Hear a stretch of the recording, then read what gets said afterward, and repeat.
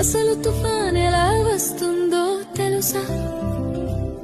సముద్రం మొదట ప్రశాంతంగా ఉంటుంది, అలలు మెల్లగా తాకుతూ ఉంటాయి. కానీ సూర్యుడు బాగా వేడెక్కితే సముద్రపు నీరు కూడా వేడిగా మారుతుంది. ఆ వేడి నీటి మీద ఉన్న గాలి కూడా వేడి అవుతుంది, పైకి ఎగురుతుంది. గాలి పైకి ఎగినప్పుడు కింద ఖాళీ అవుతుంది. అప్పుడు చుట్టుపక్కల చల్లని గాలి ఖాళీ నింపడానికి వస్తుంది. ఇలా గాలి ఎగరడం దిగడం మొదలవుతుంది. అలా తిరుగుతూ తిరుగుతూ ఒక పెద్ద చక్రంలా మారుతుంది.